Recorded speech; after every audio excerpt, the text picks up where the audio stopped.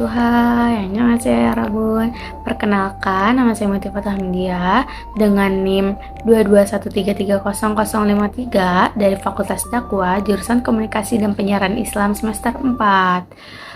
Baik, di sini saya akan menjelaskan sedikit atau memaparkan kembali mengenai tugas yang diberikan oleh Pak Adi selaku dosen pengampu mata kuliah penulisan berita dan artikel, di mana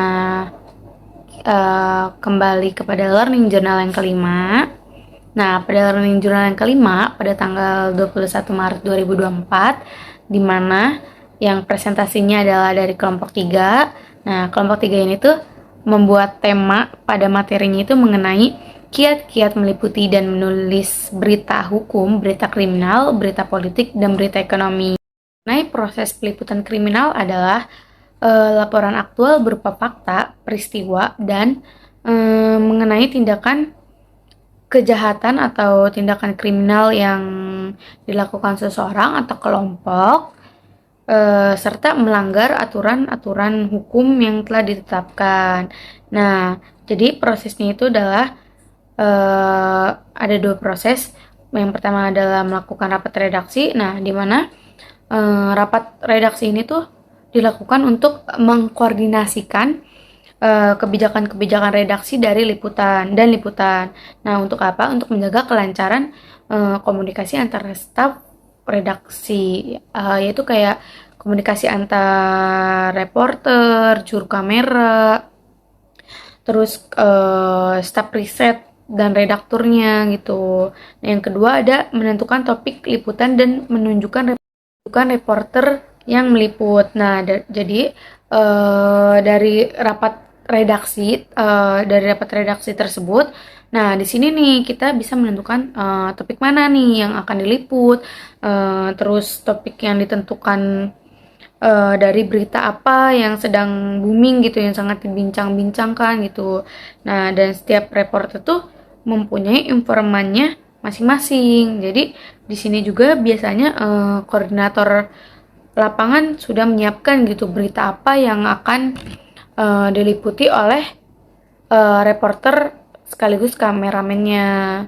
Nah, jadi setelah rapat redaksi itu biasanya menentukan topik, terus menentukan reporter, terus menentukan narasumber, ada pencarian bahan berita, pembuatan naskah berita, terus ada seleksi berita, terus editing naskah berita, dan on air. Langsung terjun lagi on air tuh. Itu juga ada teknik peliputan berita kriminal. Nah, jadi ini juga mempunyai tekniknya gitu, berita kriminal nih. Yang pertama ada persiapan meliputi berita, yaitu hunting gitu ya, hunting di lapangan. Kedua, menjalankan teknik wawancara dan keterampilan jurnalistik di televisi gitu. Yang ketiga ada pencarian bahan berita atau peliputan berita di lapangan yang memiliki nilai berita ya. Terus yang keempat ada menggambarkan peristiwa dengan baik dan berimprovisasi gitu biasanya. Yang kelima ada menyusun berita sesuai dengan format yang udah ditentukan. Terus selain teknik, berita kriminal ini juga mempunyai gaya penulisan. Nah, yang pertama ada judul berita, penekanan aspek komunikatif, menghadirkan rasa ingin tahu pembaca, kebijakan pihak yang terkait sama isi berita.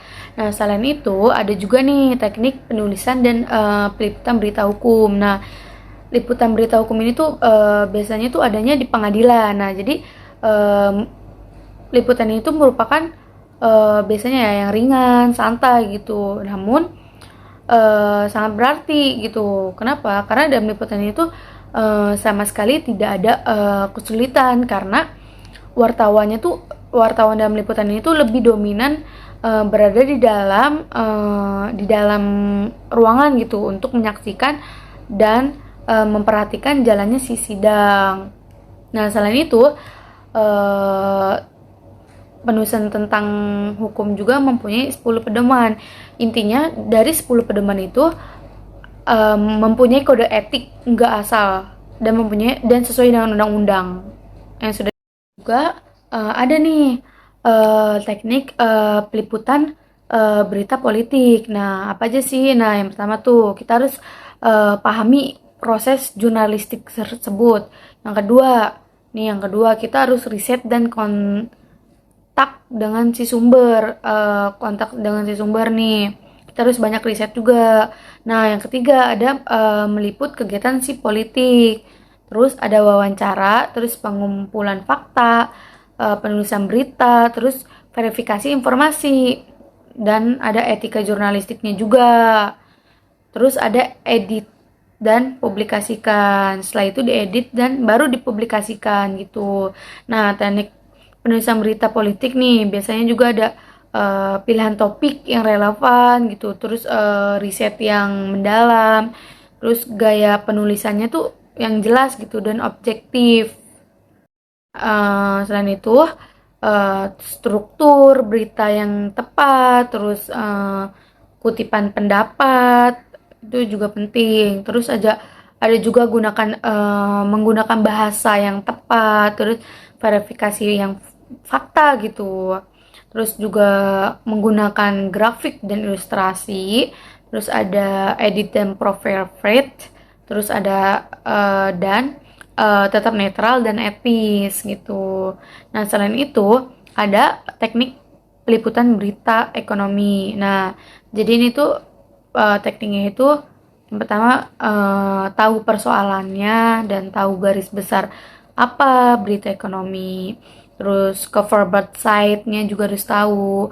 Terus narasumber yang relevan dan tidak lupa dengan 5W1H.